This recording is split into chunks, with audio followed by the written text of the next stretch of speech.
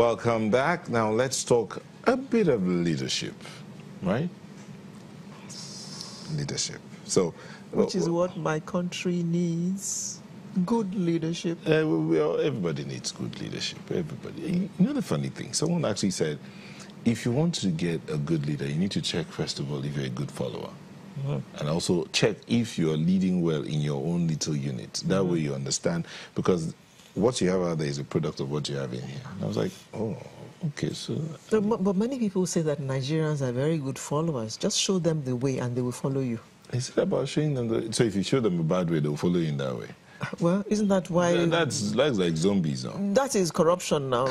When the leader is corrupt, the man at the bottom will say, so why not me? My Oga is doing it. So I might as well collect my own. Yes. So if your father is a thief, you can decide to be a thief as well and go to jail. You can decide to be a thief, yes. Mark the word, you can decide. You can decide. Okay, so... But you might just call yourself to order and say, I know that what he was doing is wrong, so I'm not going to do it. I need to do right. Okay, so in the course of discussing leadership, we need to find out exactly what is it that is expected of you as an individual, me as an individual. As the follower. As a follower. Because if my father is going wrong, I don't need to... my mother used to say, oh, okay, hold on. So you did it because your brother did it, right? Aha. Okay, so if your brother puts his hand in fire, would you put your hand in fire? Good question. And I'll say, no. I said, so then you made a choice. But hold on. We had to help us look at this whole thing, question of leadership, and the 15th annual lecture of the Center for Values in Leadership. We have someone in the studio here to help us look at all of this and how they all tie in. Dr. Austin Nweze, faculty member, Center for Values in Leadership. Good morning. Good morning. It's good to be here. And it's good to have you here. Yeah, when we started the show, we're looking at the state of the polity. We looked at Nigeria. We looked at different things that are bothering Nigeria. And some will say everything rises and falls on leadership. That's correct. Why do we... Why is it so exactly? Why? Leadership is so critical, you know, because to any nation, to any organization, to even a family, you know, is very critical. You know, leadership actually starts from the home, you know, and I remember Queen Elizabeth, when she was a little girl, you know, they asked her how she learned her queenly duties. She said, like monkeys do, watching her mother, you know. So you learn, you watch your parents, observe them, you know, showing leadership, and you pick it up from there, you know. And that's why sometimes when I see the members of National Assembly throwing chairs and all that, I wonder, you know, whether their children are not watching. Most of the time they're watching. They're watching. Remember, you know, when they were climbing over fences? Yes. I asked that question, and somebody actually responded when I said, if that were my father, I'd be very embarrassed. Of course. And a Nigerian responded on Twitter and said to me, if that were my father, I'd be very proud of him. You know? Yeah, you know, so you see, because, and also it depends on the personal value system, you know, the family value system, and again, either organization or national value system. You know, what Nigeria is going through, not just the leadership, but crisis in values. Crisis of values in leadership. So, okay, it's not just about leadership, it's about values. Values, crisis of values in leadership. Okay, let's stop for a second the conversation about leadership and look at values. When we say values, what are we talking about? Now, values are those things that are important to you. It's the thing that drives you. You know, without values, you can't really be any, you know, some people have this drive, something that drives them, maybe acquisition, you know, of one thing or the other. You know, so they go ahead to acquire all of this. At the end of the day, they think back and say, now, after this, what next? But values are those things that are really mean a lot to you, that actually propels you to live a good life, to, you know, it determines whatever you do in life. I'm sure your father told you when you were little, do not steal. That's right. Do not lie. Yeah. Do parents still say those things to their children?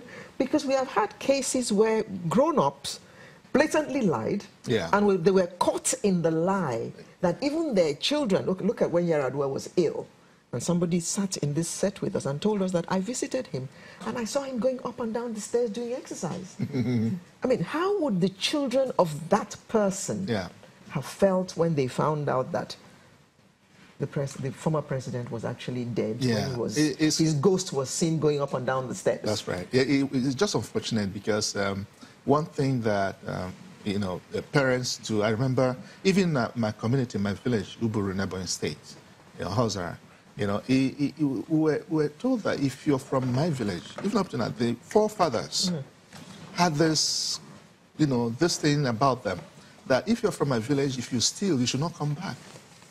And I had my friend... Is that still the same case? Well, it is no longer the same because of the value system has been eroded. You know, the value system has been eroded. And the value, your core values are like a glue that holds everything that you do together.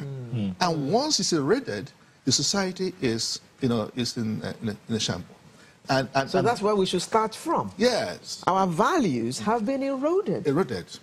What we were taught growing up is not what children are taught today. Yes. And there was a story of a farmer in the village that he was always harvesting the neighbor's crops.